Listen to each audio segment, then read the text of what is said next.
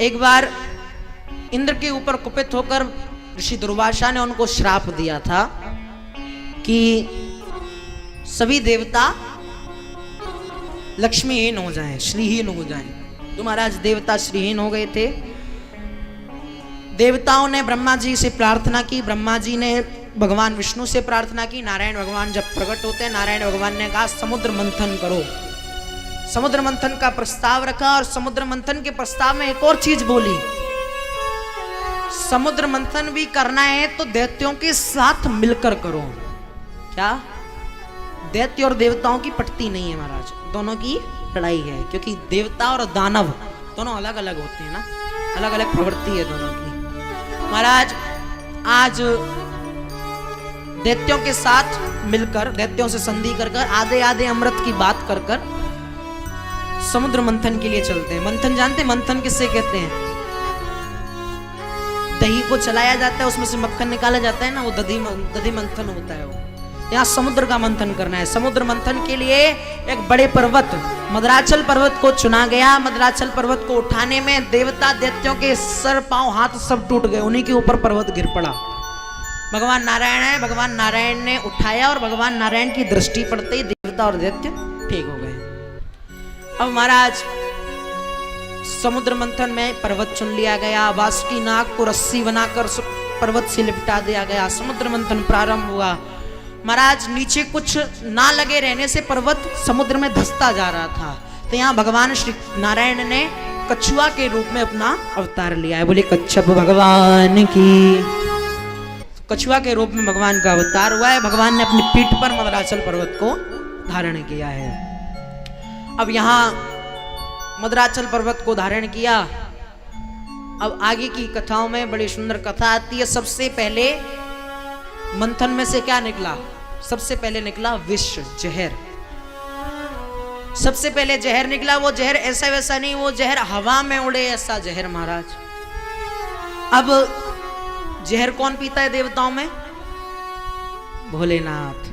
भोलेनाथ के पास गए, भोलेनाथ से प्रार्थना की, देव देव महादेव भूतात्मन भूत भावना राहिना शरणापन्ना त्रैलोक्य दहनाद विषाद। हे प्रभु इस विषाग्नि को पीजिए, नहीं तो ये पूरे धरती का नाश कर देगी। अब पार्वती मैया की ओर टुकुर टुकुर निहारे भोलेनाथ, पी लूं? अब कोई अपने पति से ये थोड़ी ना कहे कि जहर पी लो। पार्वती मैया ने कहा जिसमें सबका हित है वो करिए प्रभु। भगवान ने उठाया और उठाकर जहर को पान करने लगे। रा कहकर मुंह को खोला और जहर पीकर माँ कहकर बंद कर दिया। तो रा और माँ क्या बना? राम। तो विष तो पहले से था ही, और विष के विश्राम भगवान की। महाराज जहर की वजह से कंठ पड़ गया नीला, भगवान भोलेनाथ का नाम पड़ गया नीलकंठ। बोले नीलकंठ महादेव की जय हो। यहाँ आगे ये कथा में तो सुंदर कथा आती है। आगे सज्जनों यहाँ पर ऐरावत हाथी निकलता है। ऐरावत हाथी इंद्र को दे दिया जाता है और फिर उसके बाद चंद्रमा निकला। चंद्रमा भोलेनाथ की जटाओं में स्थापित कर दिया गया महाराज। आगे कौस्तुभ मणि निकली। कौस्तुभ मणि भगवान के कंठ में स्थापित कर दी गई। फिर उसके बाद पारिजात वृक्ष निकला, स्वर्ग में स्थापित कर दिया गया। अप्सराएं निकली, अप्सराएं भी स्वर्ग को भेज दी गई। कामधेनु गाय निकली, कामधेनु गाय ऋषियों को दे दी गई। अब यहाँ लक्ष्मी मैया निकल कर आती है वरमाला लेकर महाराज। लक्ष्मी मैया वरमाला लेकर निकल कर आई, सब लाइन में लगा कर बैठ जाते हैं कतारबद्ध होकर कि लक्ष्मी मैया हमसे शादी करें, हमसे शादी करें। पर लक्ष्मी मैया ने सबके अरमानों पर पानी फेर दिया। नारायण को देखा, नारायण के गले में वरमाला डाल दी। लक्ष्मी नारायण का विवाह हो गया। लक्ष्मी नारायण भगवान की जय हो। लक्ष्मी नारायण का विवाह हुआ। अमृत निकला। अमृत निकलता है महाराज। अमृत को दैत्य चुराकर भाग जाते हैं। भगवान का मोहिनी अवतार होता है, सुंदर नारी रूप में भगवान नारायण अवतार लेते हैं। दैत्यों को मोह लिया अपने रूप के ऊपर, मोहित हो गए दैत्य भगवान के रूप के ऊपर। भगवान के रूप के ऊपर दैत्य मोहित हुए। यहाँ